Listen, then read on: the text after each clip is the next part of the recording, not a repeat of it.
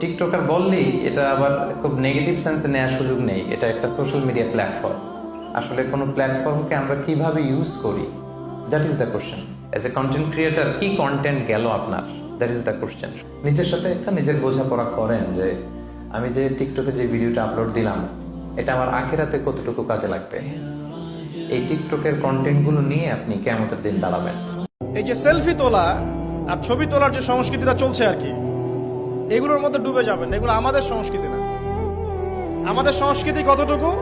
সালাম, আসসালামু আলাইকুম রহমতুল্লাহ, ভাই কেমন আছেন, মুসাফা কর, এতটুকু ব্যাস।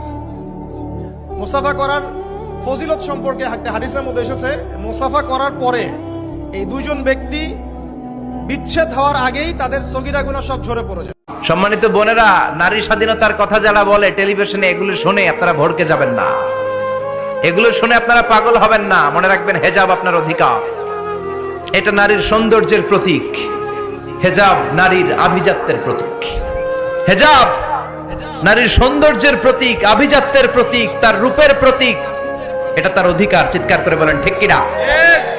যখনই আপনার সামনে মুহাম্মদ নামটা উচ্চারিত হবে, কমপক্ষে সাল্লাল্লাহু আলাইহি ওয়াসাল্লাম অবশ্যই পড়বেন। একবার দরুদ শরীফ পড়লে 10টা নেকি হয়, 10টা গুনাহ মাফ হয়ে যায়। আল্লাহ পাক 10 বার আপনার প্রতি রহম করবেন, আপনার মর্যাদা আল্লাহ পাক 10 গুণ বাড়িয়ে দিবেন। বলেন সুবহানাল্লাহ। কবরস্থানে জানতো একটু যাবেন, একটু গেলে আখিরাতের কথাটা স্মরণ হবে।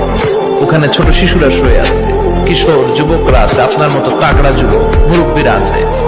এরা এই এলাকায় থাকতো, এরা আকাশ থেকে নেমে আসে না, এই এলাকার সন্তান আজ নাই। একটা সার্টেন পিরিয়ড শেষে আপনিও থাকবেন।